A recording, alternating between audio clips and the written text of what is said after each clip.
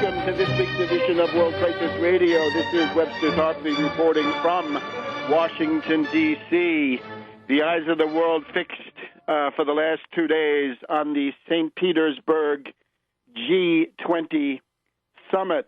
And in the course of this, a split has come to light in the international community, but it's clear Obama is leading a forlorn cause, even on the level of verbal support, purely verbal support, which is far from active participation in aggression on the military level.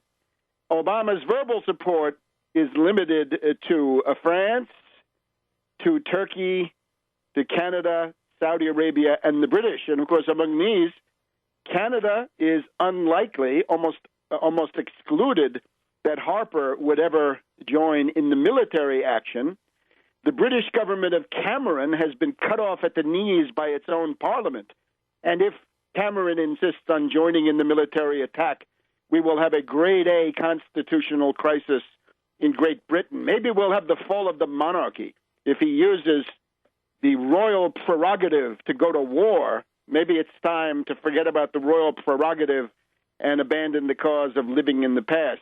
The Saudis, of course, speaking out of all sides of their mouths, promising money and military forces, but of course their military forces are these mercenary forces, and then Turkey, and of course Erdogan, having been betrayed by Obama and those nighttime promises about the immediate collapse of Syria back in 2011. I think Erdogan is looking for revenge.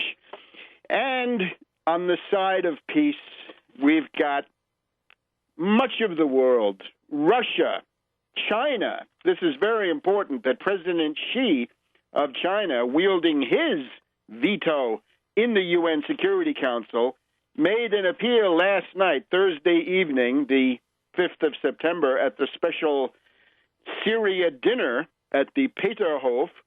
Xi made a special appeal to Obama to back off from military force. Obama adamant, no, he's going to push ahead. So Russia with Putin, and we'll go into the Russian position in some detail. China, anti-war. India, notice this is already much of the population and land surface of the world. Russia, China, India, they're joined by South Africa, and the president of South Africa, apparently an eloquent voice for peace. Indonesia, adamantly against war. Argentina and Brazil against war and fed up with the excesses of the United States, right, which they might have known about, but now they're embarrassed by having it come out in public. And in addition to this, the general lineup is the BRICS as a whole, Brazil, Russia, India, China, South Africa, are against this lunatic military adventure, this leap into the dark or leap into the abyss, as we might describe it. His Holiness Francis the First, the Roman Pope, has pointed out that the quest for a military solution is futile. This is a much stronger statement than the previous appeals for peace that the Pope has made. I think the Vatican has become aware of the criminal energy behind the U.S. Aggressive push. Even such figures as Van Rompuy and Barroso, the two top Eurocrats and Eurogarchs of the European Commission, they're also telling Obama to back off. And, of course, in the background, we've got Anders Fogh Rasmussen, the NATO Secretary General. No, NATO will not participate. So you don't have any of them. You don't have the European Union. You don't have NATO. You've got a couple of renegade European powers.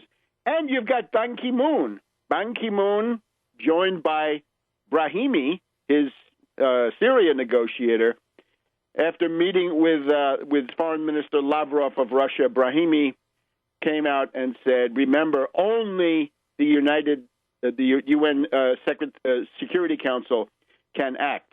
It's not my opinion. He says, I don't tell you what my opinion is. I'll simply tell you what international law is.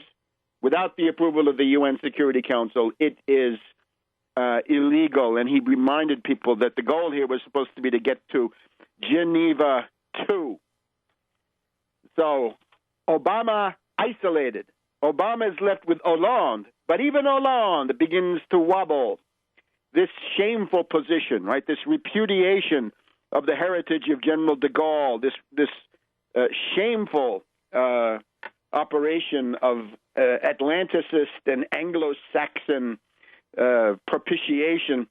Hollande claims on the one side he can prove that Assad did it, but he says he has to wait for the United Nations inspectors to complete that report of theirs. So Hollande is already putting up his own mechanisms of delay, and he says he will only decide after the U.S. Congress votes. So he's got two things that he can wait for. He's stalling. Well, good for him.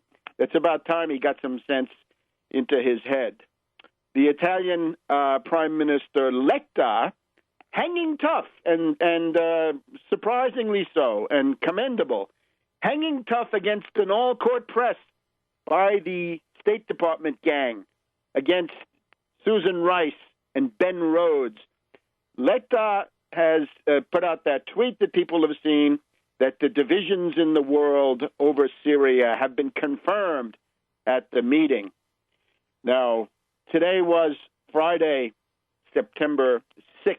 We're in the afternoon. More things can happen. But here it goes like this. Obama gave what was described as one of the most ineffective performances, speech and some Q&A, I think, one of the most ineffective performances. This blasé, exhausted, detached, decadent individual seems to sum up in his languid presence all the decadence of imperialism, the Anglo-American mad dog imperialists with their bluster, but ultimately their lack of inner conviction and their lack of moral authority. To the point, again, where John Harwood of CNBC and the Wall Street Journal said this is one of the worst performances that he'd ever seen by Obama. That means worse than the first debate with Romney. And do take a look. However, the big news is Putin. Putin's press conference. This is a landmark in international affairs. It marks the return of Russia definitively. You remember last spring when Putin was reelected, I compared it to Roosevelt's third-term victory, Franklin D. Roosevelt, November 1940, a third term, meaning that Hitler would be stopped, and then the return of General de Gaulle in 1957-58.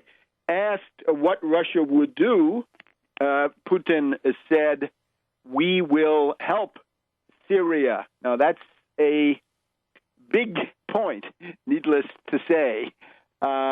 Here it goes. Will we help Syria, says Putin. I'm quoting. Will we help Syria? We will. And we are already helping. We send arms. We cooperate in the economic sphere. We hope to expand our cooperation in the humanitarian sphere, which includes sending humanitarian aid to support those people, the civilians, who have found themselves in a very dire situation in this country. And that is Putin's press conference after a 20-minute one-on-one with Obama. So the Russian position does not waver. It is rock solid. And all the naysayers, of course, can put that in their pipes and smoke it. But bravo Putin, bravo Lavrov, and so on down the line. And we'll be back in a minute on World Crisis Radio. Welcome back to World Crisis Radio. Webster Tarpley here in Washington, September 6th in the afternoon. Two important dates coming up. One is on Friday, actually it's Friday, Saturday, and Sunday, the 13th, 14th, and 15th of September. We have a 9/11 Truth Conference at the Sheraton Pentagon City Hotel near Washington, D.C. This is in Northern Virginia. Sheraton Pentagon City Hotel. Main events are September 14th to 15th. There's something also going on the Friday there, the 13th, and that's 9/11 conference addressed by yours truly. So you can find all of that at the dc911truth.org website. The other one is, especially in these times, more than ever, we have the Russian commemoration, the arrival of the Russian fleets in New York City and in San Francisco on September 24th, 1863, and October 12th, 1863. And I will promise to reveal the actual location next week. But you save the date. Save that entire evening of Tuesday, September 24th. Don't schedule any bowling leagues or sailing outings or anything of the sort. You want to be available in downtown Washington, D.C., September 24th for the entire evening, starting about 7, right? But get there early. So that's going to be an important one. And of course, we take the long view, right? The long view is that the Russian-American relation must be preserved. And we're told that San Francisco has called off the expression of gratitude for saving the United States over some contingent issue about, I think, a profoundly misunderstood Russian law. Well, I think that is a grave short-sightedness, let us say, on the part of some, but not us. So we are happy to go forward with this extremely important commemoration. All right, so the Putin warning, I guess it's going to be called that. This is historical. It's a warning, and I'll just repeat it.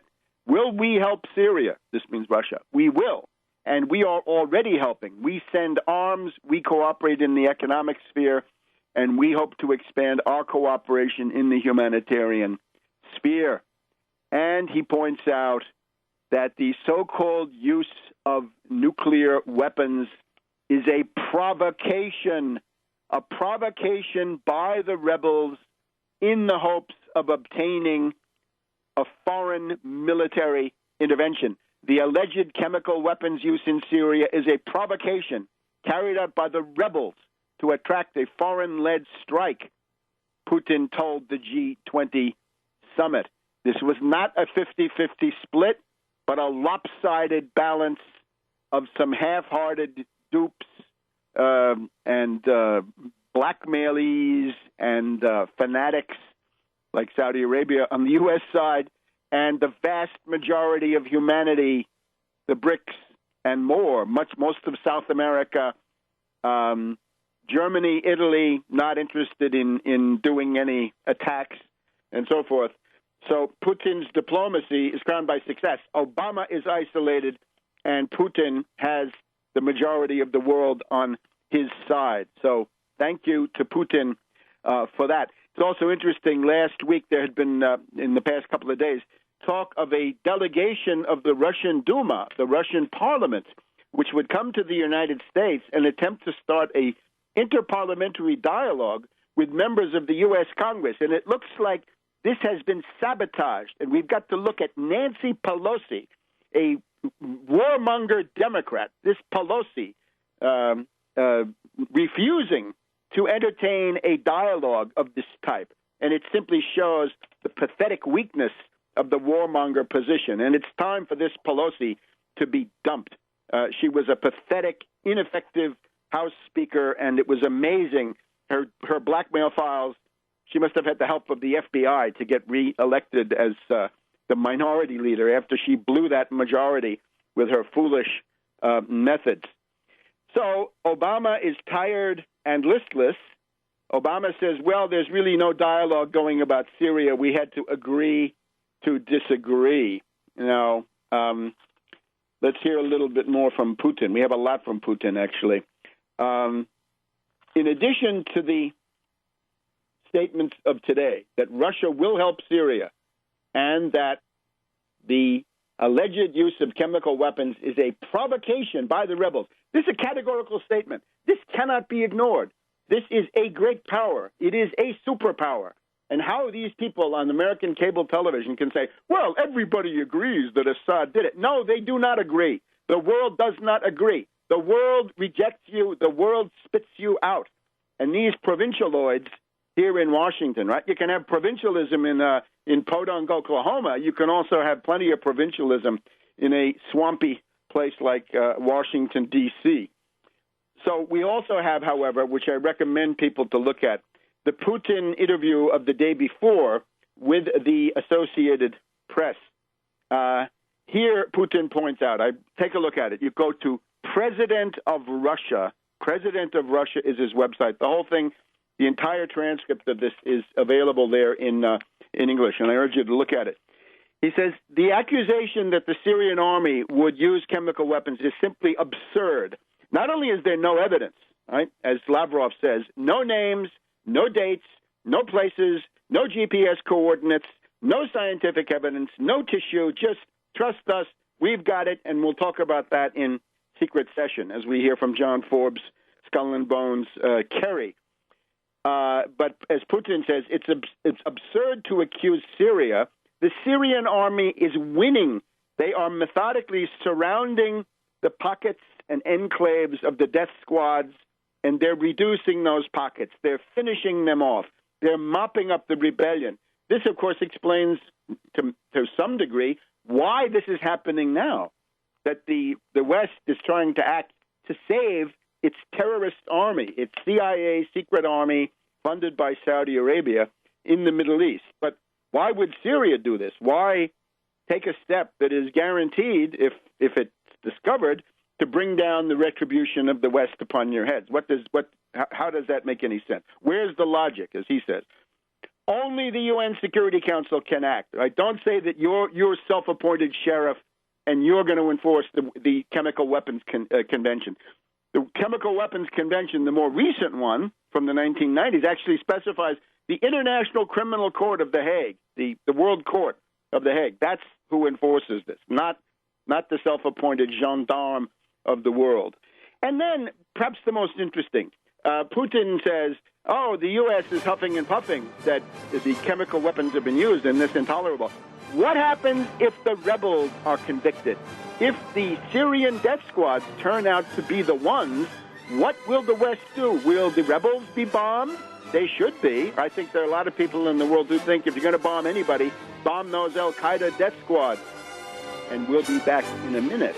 Welcome to World Crisis Radio, the Sheraton, Pentagon City, September 13th, 14th, 15th. I'll be speaking on the 14th, on the Saturday. That's DC 9/11 Truth. It's broader than that. The theme it's more than just 9/11. Obviously, we're approaching the 50th anniversary of the Kennedy assassination, and I think this is an opportunity to address this issue, the bedrock issue of the invisible government, the Wall Street gang in the U.S. institutions, the transversal faction that always seems to act for evil with the assassinations and the war provocations and so forth. And then the happier event on Tuesday, September 24th, here in Washington, D.C., Save the Evening. We'll tell you where it is next week on the broadcast. Around 7 p.m. in downtown D.C., the 150th anniversary of the arrival of the Russian fleets in New York City and in San Francisco a little bit later. This is what saved the Union. This is what deterred the attack by Napoleon III of France and by Lord Palmerston, Lord John Russell, and Gladstone of Great Britain, who were itching to intervene. Now, Obama says he's not itching for war. Obama, obviously, they say he's conflicted inside of himself. Get more conflicted, Obama. Back off. And in particular, one of the reasons Obama is bombing at this, he's bombing in the Broadway or Hollywood sense, he's bombing in the sense that his act is not pleasing anybody, is because of these odious, villainous personalities he has with him.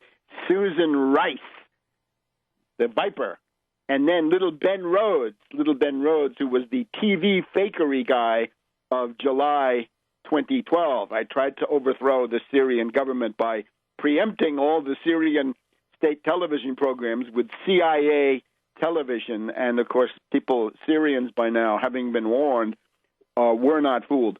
Just a couple of other things from Putin's Associated Press interview.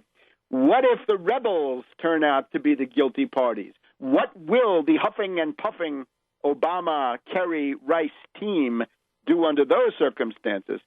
Putin notes that he is not defending a specific government, but rather international law as such. And it is the intention of Russia to respect contracts for military deliveries. He's asked about the S-300. He says, well, we have the S-300. We here in Russia have already deployed the S-400, and we are about to deploy the S-500.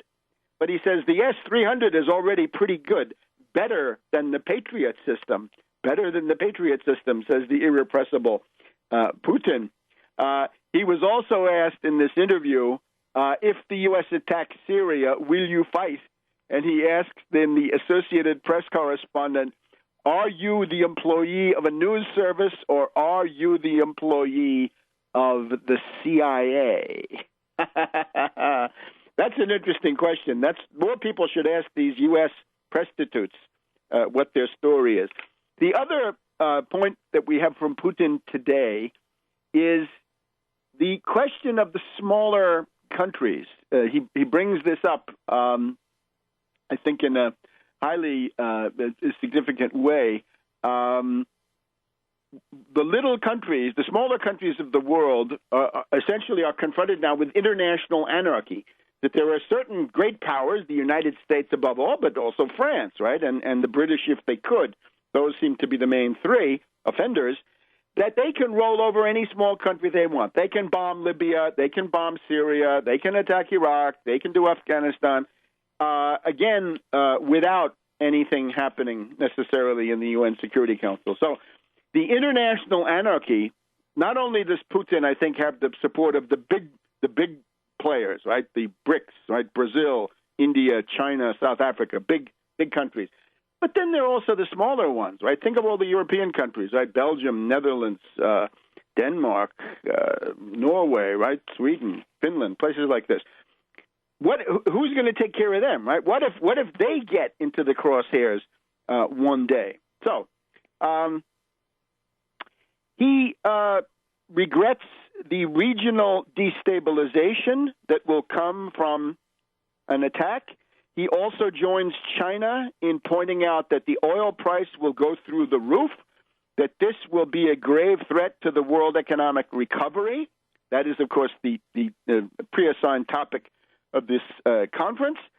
The Russians are pointing out that it's Saudi Arabia, Qatar, and the British who are most enthusiastic for a U.S. attack, right? Again, they're the ones who are willing and eager to fight to the last American. But the main thing is the rebels did it. It's a provocation, and there we have it. Now, Obama is facing this vote. We'll talk about that in just a second. But the question is, if Obama loses the vote, will he press ahead and create a total constitutional crisis, very likely courting his own impeachment? Because if he's defeated, he'll be defeated in the House, most likely.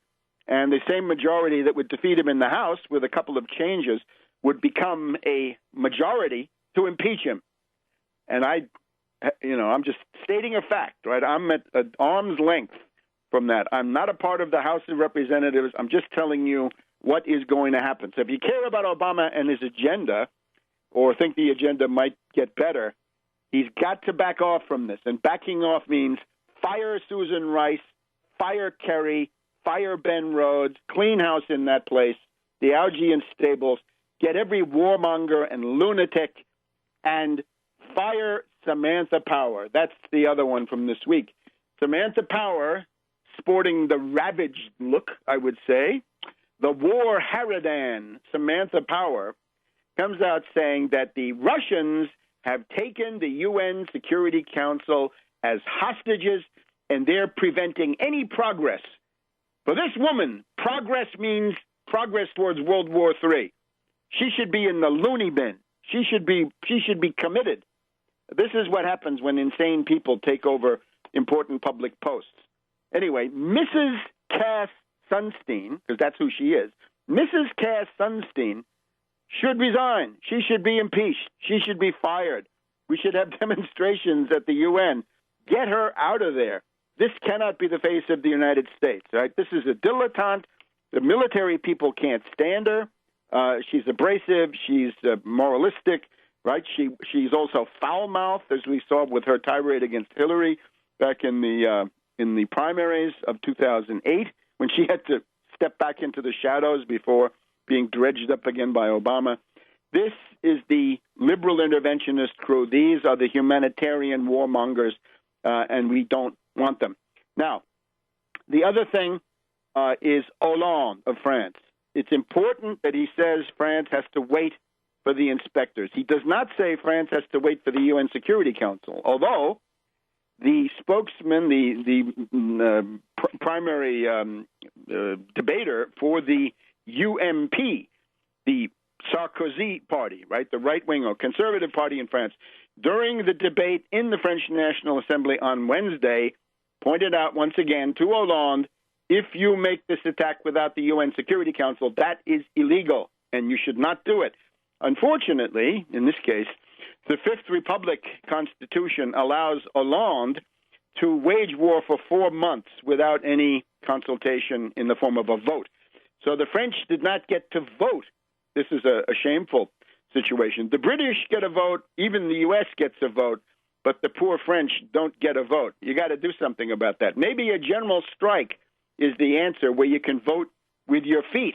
But of course, since Hollande is from the Socialist International, the Yellow International as it was known, it was the Yellow International because they were the ones who supported the war credits of World War I.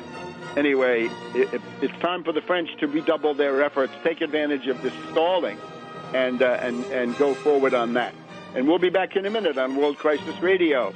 Welcome back to World Crisis Radio. Now we're going to just turn away from the St. Petersburg, Syria, Russia, France, and related dossier and turn to U.S. domestic, and above all, the fact that we've got the New York City mayoral primary is now next Tuesday, and it's time to turn out and vote big for Randy Credico, the tax Wall Street candidate, the guy who's going to put a 0.5% turnover tax, a Wall Street sales tax on the Wall Street transactions in stocks, bonds, and derivatives. So for this, we're going to go to Daniela Walls. Daniela, we got 10 minutes, and I'm afraid that's it because of the international event. I'll rush through it. Please do.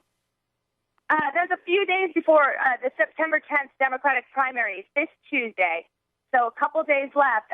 De Blasio has now cracked the 40% mark. He's at 43% in the polls and appears headed for a first-round victory, which means there won't be a primary runoff. It looks like de Blasio is going to take this race. If the winner of the primary tops 40% of the vote, then they are automatically the nominee. The rest are pretty far behind him now.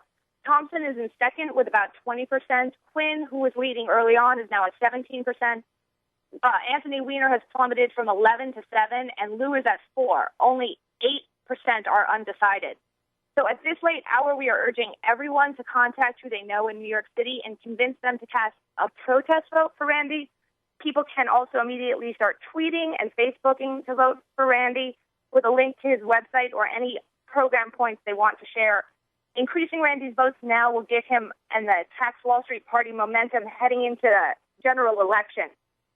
I'll post tweets and Facebook posts that you can share. I'm Daniela G. Wall on Facebook and Twitter, DanielaGwalls. There will be posts all this week to share from my page or from Randy's Facebook page. It's Randy Credico for Mayor of New York City. Also, the content on his website is shareable at credico2013.org. So I'm going to keep going with some information about de Blasio from this week. Yeah, let's get some profile about this dirty guy de Blasio, the Soros candidate, and what he really represents. Right? We got to somehow demystify let me tell you, because it's obvious to me from de Blasio's surge in the polls that New Yorkers aren't paying attention to the issues in this campaign or doing any digging past this media hype. Because this week it came out that de Blasio came to the aid of one of the city's worst slumlords, this guy Michael Shaw, who had hundreds of housing code violations. And it turns out this guy Shaw also contributed the maximum amount to de Blasio's campaign and helped facilitate raising additional funds.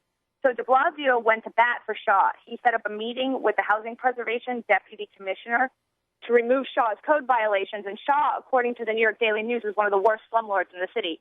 De Blasio took over $50,000 in this campaign so far from the city's worst slumlords. And then he took the names of some of them off his own city's worst landlords list.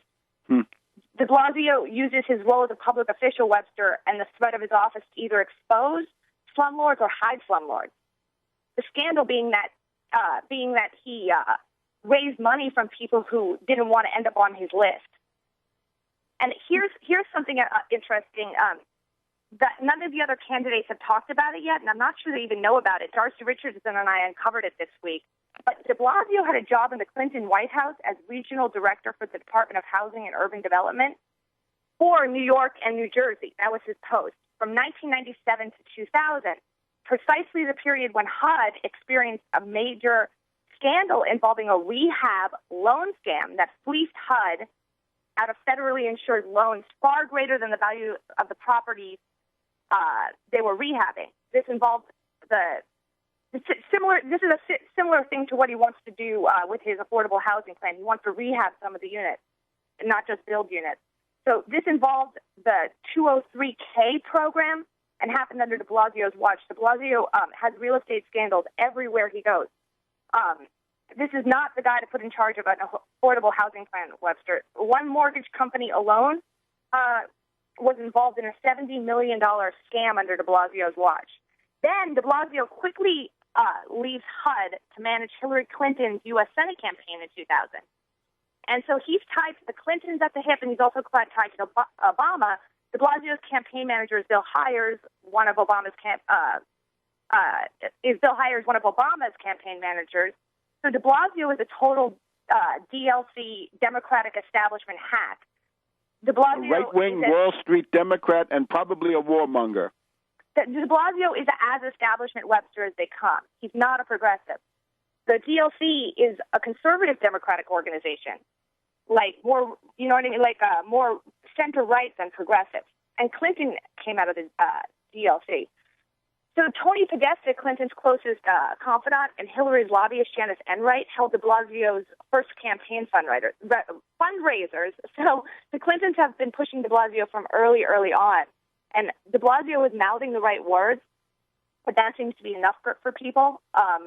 People don't dig. Obviously, I don't know if even so his opponents are digging because nobody revealed his HUD record, which is, I can't go into it now, but there's a million scandals in that. And then the real scandal in this race is how de Blasio is going to finance his proposed affordable housing plan, Webster. He claims he wants to build 200,000 units of affordable housing. And notice that he uses the word affordable, like affordable for whom. I can tell you these won't be affordable for people making the $7 minimum wage. The most expensive city in the world has a $7.25 minimum wage, which is, de Blasio's campaign promise is to hike this to $9. This is disgusting. This affordable housing is a plan for further gentrification and there we go. An invitation for real estate backroom deals that de Blasio always seems to be involved in. Randy's plan is to pay for low-income housing development with a 0.5% Wall Street sales tax. Here's the scandal with de Blasio's plan. He wants to direct $1 billion in city pension funds to build these units, $1 billion from the city pension funds. So the problem is that right now, New York City has one of the country's largest unfunded public pension liabilities. Liabilities means that what are owed to current and future retirees. New York City's pension plan is already massively underfunded, and yet he still wants to take $1 billion out of that for his own private development interests and to line his buddy developers' pockets. Randy's plan is to pay for housing by taxing Wall Street, right? So de Blasio is getting the money by stealing it from retirees. Like, this is nuts. As of a few years ago, New York City had more than $62 billion in unfunded public pensions, and the figure is even higher now. In other words, they are not funding a big chunk of their current obligations. Yet de Blasio wants to exacerbate this problem by taking money out of out of the public worker pensions. Randy's Wall Street sales tax would bring in double the city's existing annual budget, and none of this would be an issue. It would be double the existing budget at minimum, because the actual amount of derivatives transactions is still not known in spite of Dodd-Frank. It's not reportable. It will become reportable, and then we'll see what we've got. Yeah, we're using the very, very conservative estimate. Right. But it will bring with a conservative estimate is about $60 billion. But okay, now we're convinced. Again, what do we do to support Credico? Oh, okay. Well, whatever people can donate will be deeply appreciated. We have no salaries or anything like that, and we're stretching every dollar. There's a donate button on the homepage of Randy's website at credico2013.org. You can also donate to the Tax Wall Street Party at taxwallstreetparty.org, TAXWALLSTREETPARTY.org. We don't have a lot of money, so we need as much grassroots volunteerism as possible. If you can volunteer, please contact me at taxwallstreetparty@gmail.com or fill out a volunteer sign-up form on either credico2013.org or taxwallstreetparty.org. That's what I've got. And again, people can vote twice. This is the wonderful enlightened situation in New York State. You can vote once for Credico as a Democrat next Tuesday, and then you can vote for him again at the Tax Wall Street Party. He's on the ballot for November 5th. So this is a serious, sustained effort that's not going away, and we will get the Wall Street sales tax on the national agenda. Thanks, Daniela. Thank you. Always. Thank you. We'll see you next week. We want to hear great news about the kickoff of the second phase. Of the Tax Wall Street phase. Of the Bye-bye, Tax Webster. Wall Street. Bye-bye. Welcome back to World Crisis Radio, Webster Tarpley in Washington, D.C. So imagine this. The great power, the superpower Russia, warns the United States, don't be dragged into war by a cynical provocation by al-Qaeda terrorist rebels seeking to con you and use you for an attack. And in the background, as was pointed out, the Saudis, the British, and the degenerate emir of Qatar, or Gutter, as we call it, right, the patron of Al Jazeera. So it is time now to stop with this cable TV talk. Nobody questions that the rebels did it. They certainly do. The majority of the world rejects this fantastic story. It was, in short, a false flag operation, a terrorist provocation cynically conducted by the rebels. We'll go through how, and then attributed to the Assad government. Maybe what Zbigniew Brzezinski was warning about in his testimony to the Senate Foreign Relations Committee at the very beginning of 2007, when it looked like Iran might be the target. And guess what? Iran still is, because the attack on Syria is the first step towards an attack on Hezbollah in Lebanon, a very formidable military group. Ask the Israelis about how effective Hezbollah is. Hezbollah has defeated the Israelis on 2+ occasions. Defeated. The Israeli supermen went down to defeat at the hands of Hezbollah. Don't mess with Hezbollah, and don't mess with Iran, 3 to 4 times the size of Iraq in terms of population and area. And certainly the combination of Lebanon and Syria and Iran, and then Iraq, let's also point out, at the meeting of the Arab League, here's another ignominious failure by the incompetent Kerry and the bungler Susan Rice, right? The mad dogs who are also the gang that can't get anything right. This is now the meeting of the Arab League a couple of days ago. They could not get a warmonger resolution through there. They could not get a call to attack Syria. Rather, the no's came from Egypt, the biggest Arab state, Algeria, tremendously important country, and Lebanon and Jordan, lower profile, but Jordan pathetically whining that they don't expect their territory, they won't allow it to be used for the attack to be conducted. So there are a bunch of very big no countries, and Iraq. Iraq also voted no. So there's no attack resolution. Kerry is a liar.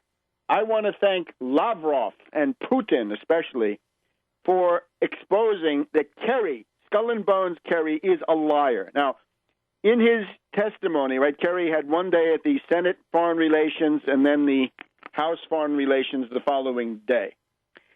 This person, look into those eyes, and I think you see something demonic and satanic, coherent with the fact that he's a member of the Skull and Bones death cult up at Yale, which has brought us so much misery here in the United States. Without McCloy, without Stimson, without Lovett, without Harrison, without Bundy, we would not have had Pearl Harbor. We would not have had the dropping of the atomic bomb on Japan. We would not have had the Japanese in the concentration camps.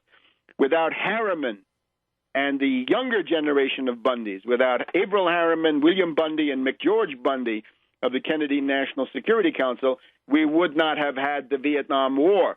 Without McGeorge Bundy at the National Security Council, we might not have had the Kennedy assassination, right? That's his job. If his job was national security, looks like he blew it.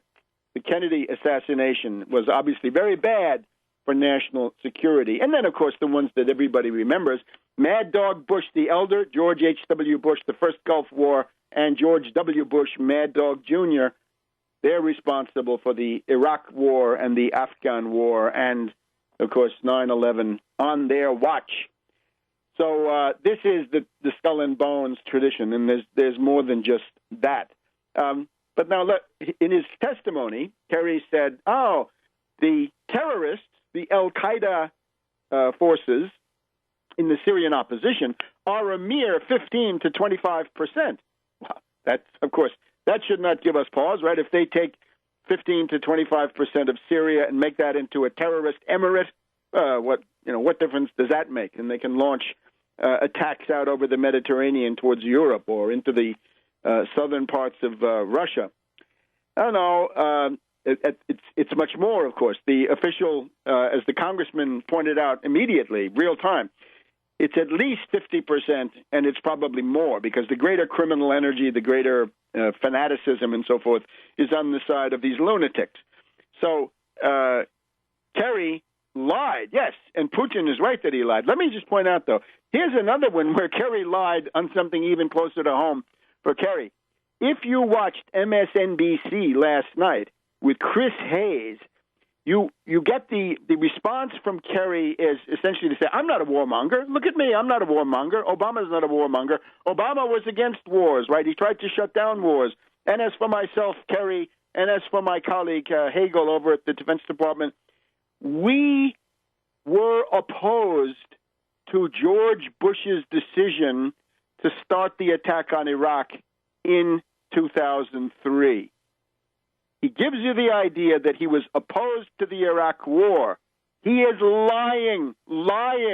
This is where people have got to get him. The vote in question is called the Authorization for Use of Military Force Against Iraq Resolution of 2002. Public Law 107-243 and so forth. Passed by the Congress. It was George Bush. It started off as House Joint Resolution 114. It passed in the House on October 10th, 2002, and in the Senate October 11th by a vote of 77 to 23. Now, in the Senate, 22 Democrats voted no, to their credit. 28 warmonger Democrats voted yes, 56% of the delegation, including Senator Hillary Clinton, warmonger. Senator John Kerry, warmonger. And that's what we need for our purposes here. Kerry voted for war.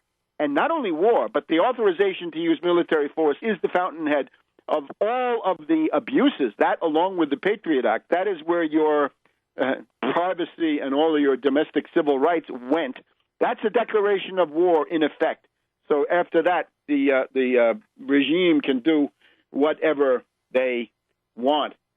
Therefore, Kerry is a liar. He is indicted in the court of public opinion as a pathological liar. And if you listen to that testimony of his, you'll hear all other kinds of lies, right? How many countries support you? How many countries can you guarantee will be in the shooting war, standing next to you and shooting and being shot at?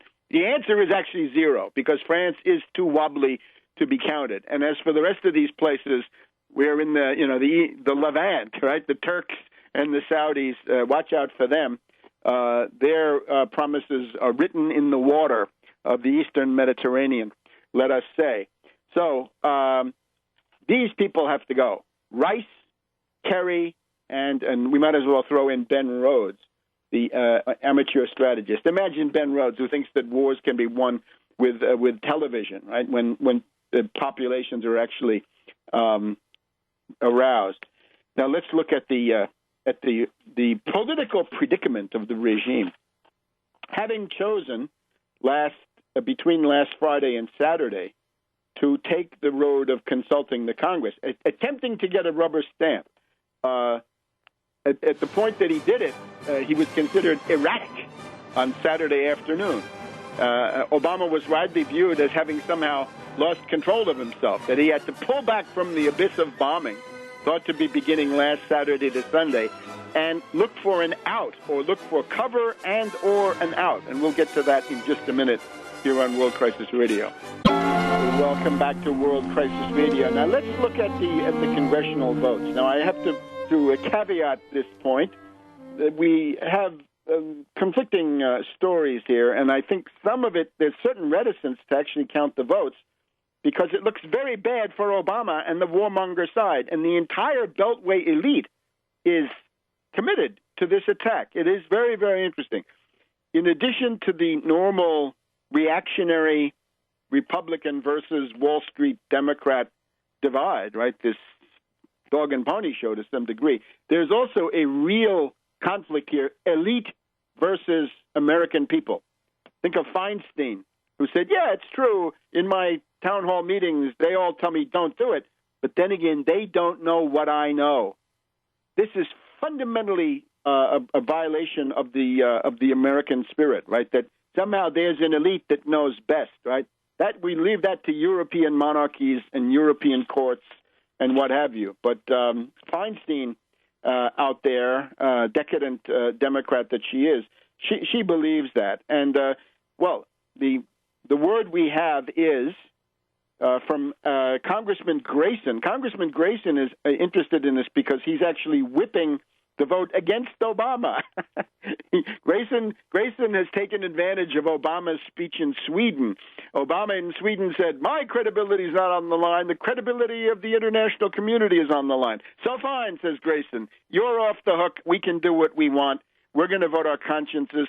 Grayson has actually said that Pelosi is unlikely to whip a matter of war and peace. I think Pelosi probably will. She'll have Salon Kitty coming out, right, and the whatever else in order to try to get the votes. But this is going to be very hard. The subtext of this entire segment is mobilize, mobilize, mobilize. Emails, calls, letters to the congressional offices. Everybody's got 2 senators and 1 congressman. That's a total of 9 to 12 phone calls you need to make. Do it, and you'll sleep the sleep of the just. And do it now. Do it on the weekend and into Monday. The votes probably begin around the middle of next week. It's quite possible that the vote in the Senate will come on September 11th. So on the 12th anniversary of the September 11th attacks, the U.S. Congress, the Senate, having made the fake 9/11 story, right? The 9/11 big lie has become a civic religion, but then in spite of that civic religion, the Senate will vote to support al-Qaeda, to intervene in the civil war on the side of al-Qaeda killers, many of whom have killed U.S. forces in Iraq, Afghanistan, Somalia, and God knows where else, right? These all-purpose killers. So the whip. Grayson says that the phone calls against the war coming into Congress are on the order of 100 to 1 against the war. There are other estimates that make it 15 to 1 or 20 to 1. Fine. So from 15 to 1 to 100 to 1 against the war. There are other town hall meetings, right? McCain's town hall meeting. Congressman Jerry Connolly here also got his head handed to him at a town hall meeting. Let me point out that Connolly, especially treacherous, here in the Washington, D.C. area, we have two profiles in treachery. We've got Jerry Connolly out there in the Virginia suburbs, who is on the Foreign Relations Committee. And then we've got Congressman Van Hollen here in the Maryland side, and they're cooperating to have a kind of a fake, it's a deception motion. It says only one round of strikes, strictly limited. Let me just point this out. People have got to learn what Russia learned and the world learned in March of 2011. If you vote for any resolution of any kind that has any tiny door for military action, even if it's 5 seconds of bombing and nothing more, that will give you the big war. Because through that door, however tiny, the warmongers will come piling through.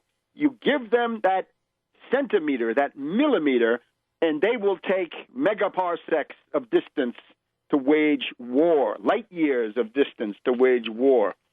So therefore, the only conceivable position is no, no, no. No to military action under any circumstances. No air attack, no land attack, no subversion, no teams on the ground, no sneakers on the ground, no high heels on the ground, no sandals on the ground, no boots on the ground, no wingtips on the ground, no, nothing on the ground, nothing in the air, nothing in the water, nothing in outer space, nothing underground, no, no, no. So Grayson says, again, the Democratic congressmen, he says, are going 4 to 1 against war. And the Republicans are going 10 to 1 against war. I welcome the efforts of the reactionary Republicans, although I do not join them, because we'll be fighting them again within a couple of weeks on questions of medical care for the American people, and also questions of the budget and of the debt ceiling. But anyway, we've heard in the past day or two, I have heard things that go like this. One count gives 199 no votes, with almost all of them, all but 5 are House Republicans, and 40 yes votes. Here's another count, which goes like this. 204 no votes and 143 undecided, with 124 yes votes. Now, if that one is true, even if the undecided go for war on a 9 to 1 basis, we would still get to the minimum necessary to block the warmonger resolution. And that is right now, because of the way the House is populated, there are 2 vacancies in the House. So therefore, the magic number is 217. There are now 230.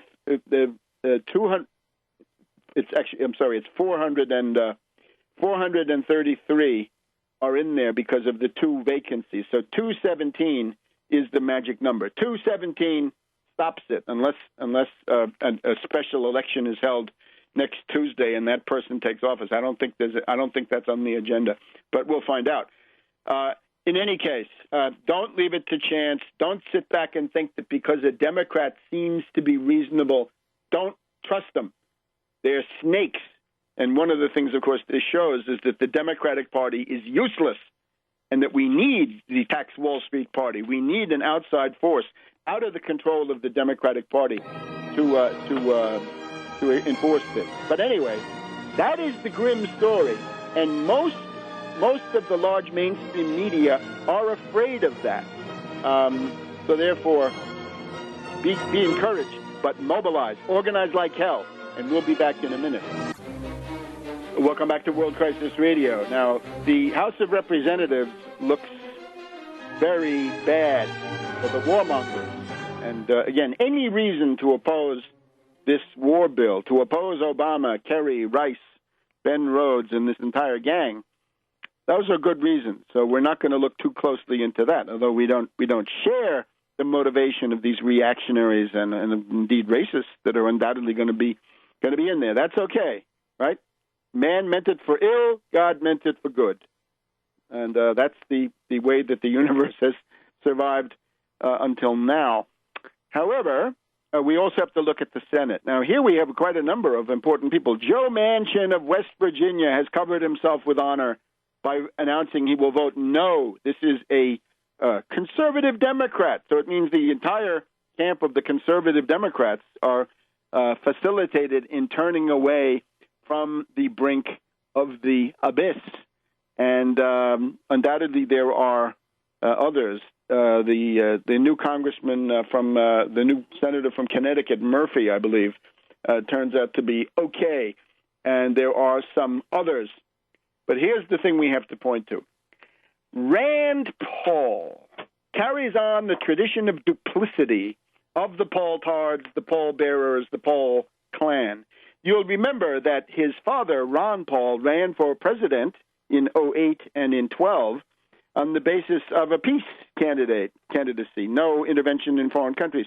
But nevertheless, his actual function was as an auxiliary, a right wingman and helper for the warmonger Mitt Romney. And we better thank our lucky stars. We don't have Mitt Romney in the White House right now. Better Obama than Romney. I'd be happier to deal with Obama with all of his conflicted interiority and his pathos and what have you. Romney would have none of that. You'd already be up to your neck in a general Middle East war with Romney, and maybe a war with Russia, with Romney carrying out the oath of vengeance against the American people and also carrying out the White Horse prophecy against Russia, that's the apocalyptic Armageddon of these maniacs.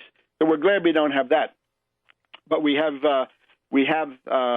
Obama, and this has now got to be opposed. Now, the problem with the Pauls, Rand Paul had hinted, maybe not pledged, but hinted that he would filibuster this war bill, and that's what he should do. If Rand Paul is serious, which I sincerely doubt, given the family tradition of duplicity and treachery, let's see Rand Paul get out there and filibuster. He showed us, with Brennan, if Brennan became the head of the CIA because of rendition and torture and drones, I guess it was only drones for him, really, that was the end of the world. So he's out there for 12 to 14 hours with his Depends and his special shoes, his insoles. What has he got? Is he chilling? But he was out there, and he got a big name for himself as a filibuster artist. Now we come to a question of constitutional legality and the destiny of the United States of America. And little Rand pulls back. He's not going to filibuster. All of you Paul-tards out there, get on the horn to little Rand. Bombard him with email. Filibuster is the only acceptable thing. We can't have one tortured little vote at the end of the day. That's no good. I would also appeal to people like Ted Cruz, right? The other leading libertarian reactionary, supposedly anti-war. Ted Cruz says he's against it too. Ted Cruz, little Rand has gotten ahead of you in media attention and many, many other things. You've got to outflank him on the radical side. You filibuster it. Force little Rand to come through. Let me talk about a couple of things. Mitch McConnell has been silent as a tomb because he is a parliamentary cretin, of course, but he's afraid of a Tea Party challenger, which he has in Kentucky. Now, if little Rand wanted to do something for peace and wanted to be radical about it, right? If he took it seriously, if he believed his own rhetoric or stood behind his own rhetoric, he would say to McConnell, look, McConnell, I want you to come out condemning this war resolution, announce that you're going to vote against it, and that you're going to whip the Republican senators to oppose it, to block it. Don't let it go through. And McConnell, little Rand, could say, if you don't do that, I will condemn you and invite people to vote for your Tea Party challenger in the Republican primary, which is coming up now in a couple of months. That is where you would force the minority leader of the Democrats in the Senate to line up against the war, which otherwise he's not going to do in any effective way, at least not in time. So this is the test for Rand Paul, right? Remember, we had Rand Paul endorsing Romney. A lot of people were shocked. I wasn't shocked. That's exactly what the Paul clan was doing. And when I put this on Twitter, I'm just amazed at the stubborn desire of people to be stupid and to be duped. It's the hunger to be duped. We saw it among leftists, the desire to be duped by Obama. And now with the right-wingers, the reactionaries, the libertarians, their desire, their hunger to be duped by somebody like Rand Paul. Now, that's some idea. Now, it's also the ideological fronts are highly interesting. Grayson is doing a great job. McCain, of course, he should be committed to the loony bin. We have Congressman Ellison, our one Muslim congressman, is supporting the attack, as far as I can see. That's the head of the Progressive Caucus. What's up with that? Time to get him out of there. Even the Progressive Caucus, of course, split. Ms. Fudge of the Black Caucus has told the Black Caucus to shut up. Don't say anything. But that has not prevented some courageous people like Congressman Meeks and Congressman Rangel, Charlie Rangel of Harlem. He's got a grudge, obviously. He was Watergated out of his chairmanship of the House Ways and Means Committee. That would have been a good thing to keep him there. But Obama not only didn't support him, but Obama joined in. Obama was party to the attempt to oust every black committee chairman between 2009 and 2011 when the Democrats had the majority. On television, you see an interesting split. MSNBC is split, I think, pretty much down the middle. Ed Schultz, laboring to some extent for peace. Chris Hayes, supposedly for peace, but the content is warmongering. And Maddow, I don't know. On Fox, Hannity is anti-war. He's not really anti-war. He wants a much bigger war or no war. That's also the position of Krauthammer today in the Washington Post. If it's Obama's pinprick strategy, then don't do it. O'Reilly, trying to be a centrist, he's for war. But we've got even the Strangeloves, of course, are split. So these are all interesting questions. Remember, Anthony Blinken, the security aide of Biden, and I always have to add, this is Anthony Blinken from the law firm of Winken, Blinken, and Nod. He says that Obama will respect the congressional vote, and if they vote no, he will back off from the attack. Well, he better, because, again, that same House majority can then turn around and impeach him, and that won't look good either, will it? That would be a terrible constitutional crisis. None of this is worth it. From the point of view of Obama also, what should Obama be doing right now? Obama should be out doing public events urging people to sign up for Obamacare. He should be building a case to crush the Republicans on the budget, that they do have to fund food stamps. He should back off, obviously, from his infamous chained consumer price index, from his attempt to attack Social Security and other federal benefits and so forth.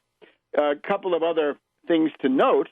The New York Times, I guess, trying to make us forget Judith Miller, which we won't, but on the 5th, Thursday, yesterday, the New York Times had a very shocking film of an atrocity carried out by the Death Squad rebels, living up to their name. They assassinated 7 Syrian army draftees, POWs. How's that for a cultural norm? Don't assassinate, don't execute prisoners of war. That's even more basic. Welcome back to World Crisis Radio. Got to cram in a bunch of points here in the last segment. That New York Times picture and film, front page picture and video film, the death squad rebels, the al-Qaeda people that Obama wants to help and that Kerry wants to whitewash, they assassinated before your eyes 7 draftees, young kids of the Syrian army. Now, we're told by Obama and Kerry that there's this cultural norm of international customary law that chemical weapons cannot be used. Well, I got another cultural norm. How about that you don't execute prisoners of war? People that have been captured are not executed. How about the Battle of the Bulge when the Nazis executed a bunch of U.S. troops that they'd captured, machine gunned them in a field? That didn't go down too well, did it? So you also got to add, if they do it to you, is that a serious war crime? Apparently, the administration has got their moral compass lost. The other news we have on the inside, the Syrian rebels, always eager to offend the West as much as they can. We have a village called Malula. I've gone by there, not been in it, but on the road north from Damascus, Malula, it is a place where the Aramaic language is spoken. Aramaic is the language spoken, according to most estimates, by Jesus Christ. Christ spoke Aramaic. This village of Malula is a largely Christian, Orthodox and or Catholic and or Melkite village, which is now under attack by the death squad rebels. And in the coverage on this, we saw Sister Agnès Myriam de la Croix, who is a very brave lady that I had the honor to know at the monastery of Saint James, Saint-Jacques l'Interstitier, Saint James, the torture victim in Kara, also on the road between Damascus and Homs. So these people are the linguistic heirs of Christ in terms of village and family. And who knows, biologically, there may be also some connections, right? If you had the DNA, you could test it. So the other thing we should point out, bribery.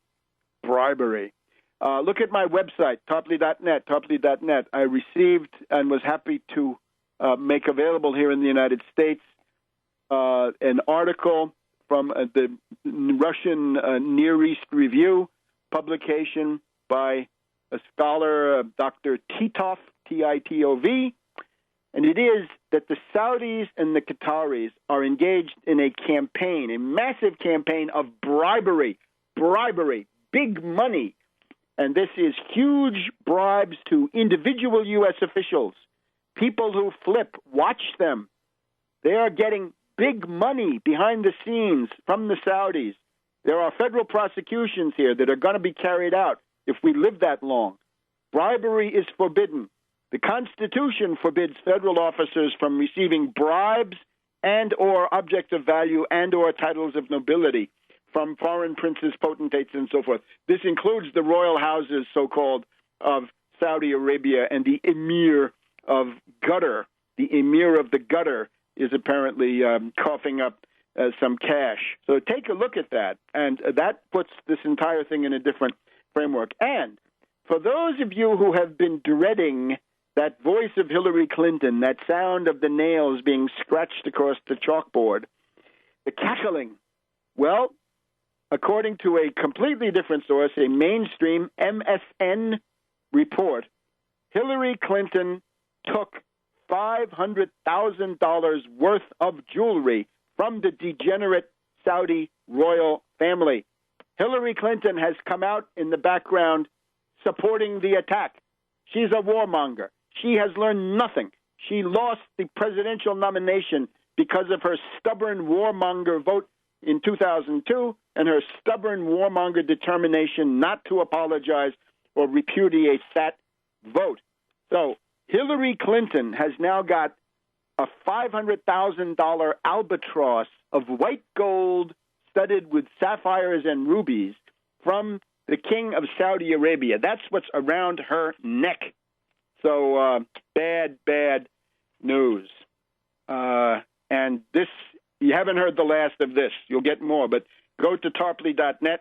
And, of course, as I should have been pointing out more during the broadcast, Webster G. Tarpley Twitter feed is simply indispensable because you can't keep up with this stuff unless you've got the Twitter feed. For example, on Saturday afternoon, I went down to the demonstrations at the White House from the Answer Coalition. Do take a look at the Answer Coalition. If that's the only demonstration in town, well, then by all means go to it. Take your own political identity, your own signs, your own leaflets, and everything else. But join in, of course.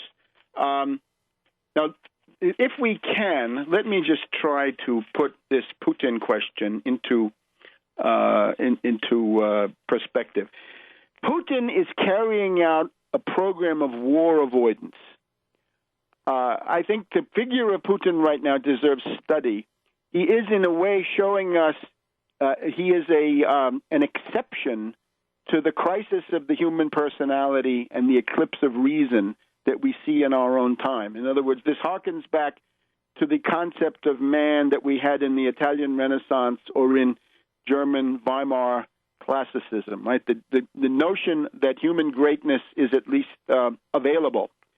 This is a program of war avoidance, and I want to relate it then to the Russian fleets coming to the United States in 1863.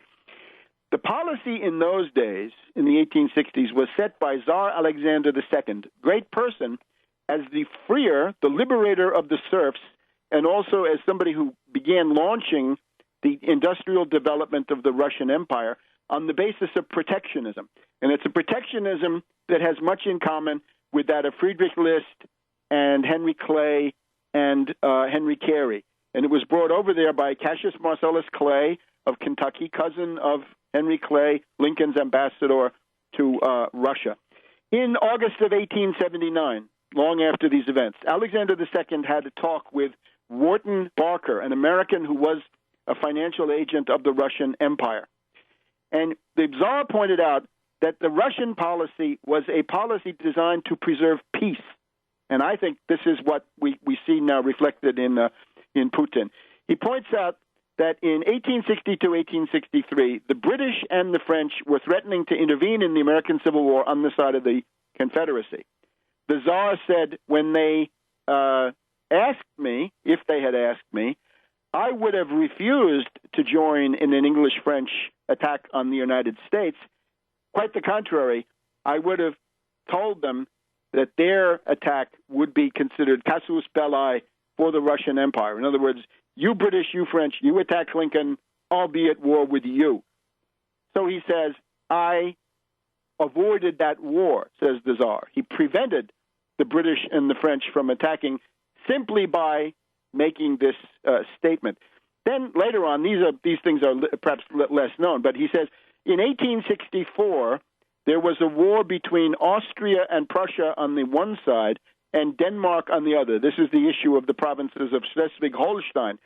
So he said, I made it clear to the British and the French that if they intervened to support Denmark against Prussia and Austria, they would be in deep trouble with the Russian Empire, and they backed down. So therefore, he helped Bismarck. We'll see why he helped Bismarck. Then he says, in 1866, Bismarck created the North German Confederation, excluding Austria, right, after the defeat of Austria in the 7 Weeks' War. And the big question was, would France attack Prussia?